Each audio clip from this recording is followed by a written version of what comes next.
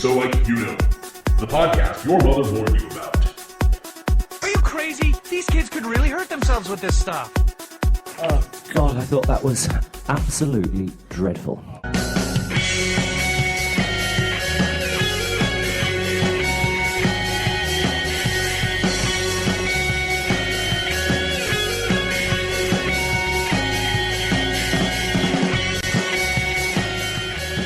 This is So Like You Know, the podcast your mother warned you about. That's Bill. I'm Bill. I'm Beau. I'm Chris. This is May 2014.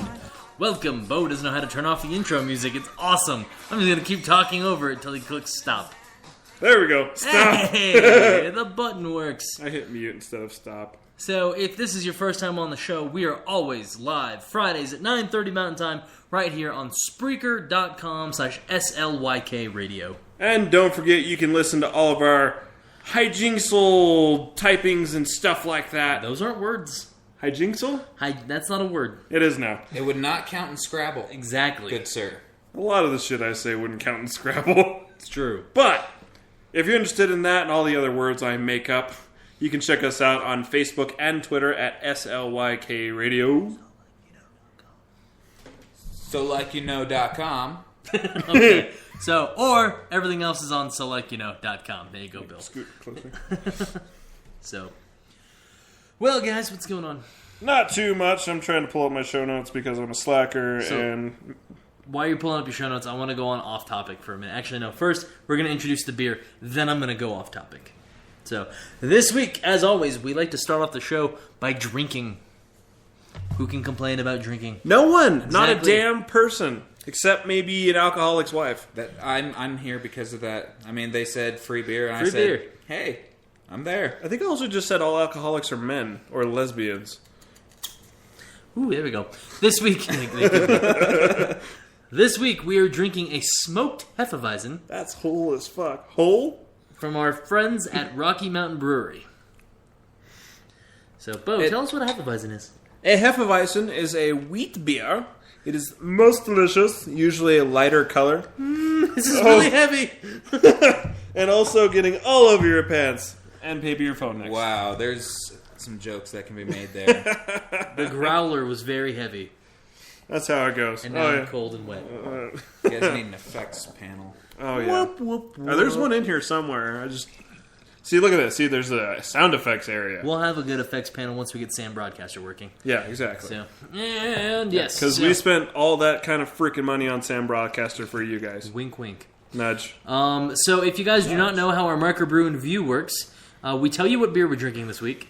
I spill it all over the table. Blasphemy. And then we drink it throughout the show, progressively getting more and more drunk. And then at the end, we drunkenly tell you what we thought of the beer. And just in case you guys haven't joined us in the last 5 episodes, yes, we changed it up a bit because it makes more sense. And your taste actually changed when you drink a beer for a long time. True. Yeah, we realized, after a suggestion, that you can't have one sip of a beer and immediately say that it sucks. That is definitely smoky. Nice. All right. So, see, so you can't judge on the first taste whether or not it tastes like a campfire. Ooh, Let's that see. is good. Man, that tastes like Waldo Canyon. Right? Too soon for jokes like Man. that? Oh, jeez. All That's a right. good sip of Waldo Canyon. Waldo Canyon. Yeah, that didn't make Say it the any whole thing. So once we start drinking, that's when we talk about stuff that we think is cool in... Oh, Sparky BuzzFeed. We really need to make intros to these segments. Yeah, be like, Sparky BuzzFeed. Yep. I'm an idiot. Sure. So this is where we go over geek type news. We talk about it, see what we think about it, and then you guys can chime in on Facebook and Twitter and tell us what you think about it. First bit of news, Mario Kart 8. I think it's out, or it's coming out. I think it's coming out. But the reviews and the video of the gameplay look awesome. Oh, I know. You can drive on the ceilings and the roofs, and that's what I saw was awesome. Those aren't the same thing. Wait, the walls and the roofs. Wow, I'm glad you caught that. I had no idea what was going on. The ceiling, the roof. You know, somebody would have. You know, the top of the building. So, no, it looks gorgeous. If there was a game to make me want to buy a Wii U, it would be Mario Kart 8. And that would be the only game. The only solitary game that I would ever There's new Zelda coming out for it win. eventually. There's always another Zelda, though. Oh, my girlfriend would kill me for that statement. You know, if they would make another, and I can't believe I'm saying this, if they would make another Pokemon Coliseum, you guys remember that for N64? Yes. You could get the Pokemon you clicked on the Game Boy and then play them, like in an arena tournament type deal on the console. That was amazing. Do that, because that game was awesome. Wow. You know, Simply. Nintendo really had it right back in the day. They did the adapters and stuff. And everything worked together. Like your old-ass Game Boy worked on your N64. You know, and it's funny, too, is I was looking this up. So, Like, Nintendo, or the Wii and the Wii U have the lowest failure rate of any console system ever at like 3%. Because they have the same power as a PS2. Basically. Yeah, you can't fuck that off. Yeah. Up. Whoa. Hey. You can't fuck that off, you Are we know. listening to Jamiroquai? Yeah. Inside jokes. Yay! Bringing them back. Like penis jokes. Dick. Dick penis. Cock. So what's this next note I see here? So, Steve Ballmer, the former Microsoft CEO, Oh, that's who that is. I was like, that name is so familiar. has made an arrangement to purchase the embattled LA Clippers. Yeah. If you guys I do don't know not know shit why about this them. is an important thing, the owner of the LA Clippers had a recorded conversation released in which he made very racist statements. And you're that was that wondering, guy. Okay. you're kind of wondering how a guy that owns a team that plays in a sport that is like 90% African American would have such world views. He told his mistress to, quote, "Do not bring black people to the basketball games. You don't need to be associating with them." Wow. Whoa. You own a basketball team, dude. I knew there were comments, but I didn't realize they were quite that. He even went as Ugh. far as to say, "Do not hang out with Magic Johnson. Like, Damn. one of the best black people you can hang out with. Don't hang out with him." That's fucked up. Okay. Ignore the really quick. I'm going to adjust this. That one. How's this? Go. Okay, we're a little more. We're better. So, all right. Okay. But yeah, so Steve Ballmer from Microsoft is going to be purchasing them. And, Cool. yeah. And he's going to get rid of all the black people on the team, apparently. No, That's Steve- not the cool part. Steve- I didn't say cool to that. Steve Ballmer's not the racist. The other guy is. Oh, yeah, okay. Yeah. All right. I'm getting mixed up. So that was It's some good basketball. news. I don't give a flying As we shit. talk about sports, I'm just going to mention this real quick. The New York Rangers made it to the Stanley Cup Finals for the first time in 20 years. That's hockey, right? Yes. Cool. Awesome. Yeah. So, no, it's kind of cool because they haven't been there since 94. That always is impressive when a team hasn't been there for a long time. I mean, now hopefully they can make it out of the playoffs like No, Dallas they're out of never the playoffs. has. They're in the finals. Oh, okay. They're in the championship. Is this like the pre-postseason pre? Yes, exactly. Pre-season, postseason, pre. What? He doesn't believe that the preseason and postseason should be called that. They should just be called the season. Yeah. Even though I've Preseason, tried they to do all kinds of crazy things, like play unsigned people who aren't even on contract. Yeah. But no, I tried to tell him that the season, the record for the season, determines who plays in the postseason. Not everybody plays in the postseason. He's like, oh, so it's the season, just the champions of the season. Yeah. But It still seems like the tree tier to me. but the whole thing is that your performance in the season doesn't necessarily mean that you're going to be the top team in the postseason. Everyone's on equal footing. Yeah, I don't know. Everybody starts out at 0. I feel like they should just do that with the whole season and just play 2 games. And then just the top 2 people get to play for the trophy. Yeah, that means It's the same in my head. understandable. Obviously, it wouldn't work if I actually knew fucking jack shit about hockey, but in my head, it's the same thing. Understandable. So let's just move right along. And here, I'll do a good transition. You know who's in the NHL playoffs right now? The Chicago Blackhawks. Yeah. Guess what happened in Chicago? People almost died. Well, they die there every day. But other people who aren't getting shot at almost died. Chicago's a bad place. So, Chicago's bad. So the What You Talking About Willis Tower has a sky deck on the 103rd floor. Skydeck. In which you can step out. It's about 4 feet out over the street. And it's all glass. But nobody got hurt in that. They weren't No. even in danger No.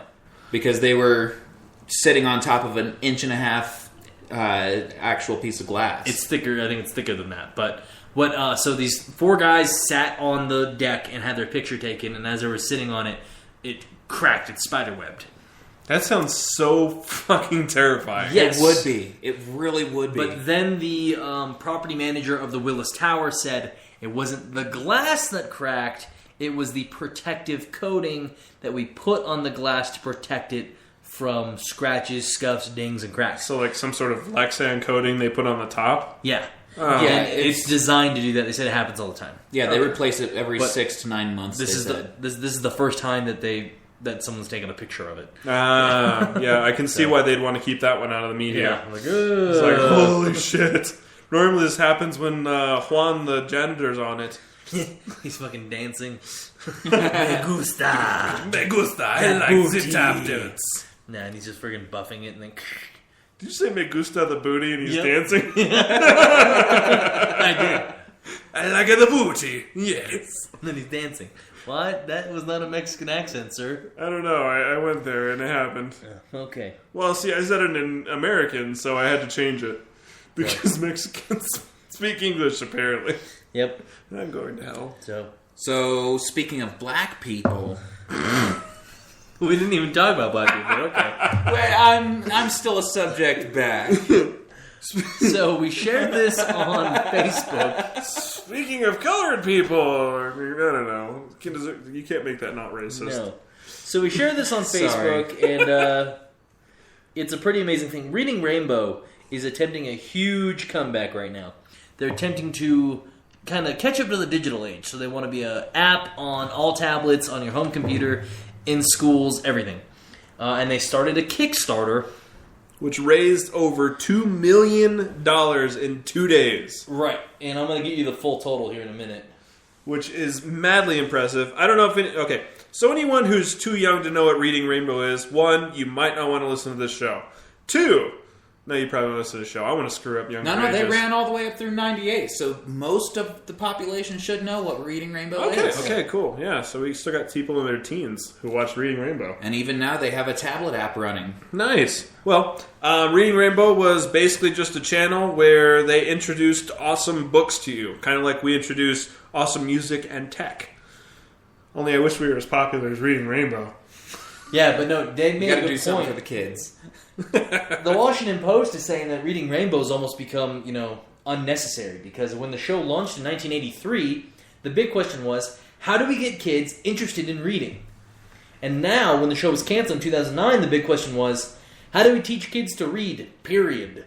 It brings up a good point. I was watching Vsauce the other day, and Michael was talking about, he brought up a book, I don't remember what it's called, but he read an excerpt from it, but basically it said, now that we're in the future and everyone has tablets and they have electronic devices, and then, this would have been in a future where books never existed. We started with tablets and stuff where you can kind of create yourself. Mm-hmm. And then a parent would be like, why would I want my children to read? Why would I want them to be so linear and not use their imagination? Okay, so the tablet would be like a broadening. Yeah, and then a book would be funneling into a certain area. And it was just an interesting concept I thought about, which it almost kind of is that way with a lot of parents, whether or not, some of them may not even believe in reading books. Because I have plenty of friends who have no interest in reading whatsoever. Yep. So, and I'm sure that will definitely work down through the generations, and, reading could definitely be on its way out. I would not be surprised. But even now, there's still nothing like a good read. True. So, as of right now, right this second, 9:48 p.m. Mountain Time on May 30th, Reading Rainbow has raised $2,987 and... I was waiting for it to change, but it's not going to change. $809. $2,987,809. That is really impressive. So, they have made a new stretch goal. What that means is they realized that their first goal was little on $2,988.59. There we go. Yeah. I keep saying it wrong. $2,988,069. Damn it, stop changing. 74. Shit, okay. But going up. Is it just me, or did that say it started 32?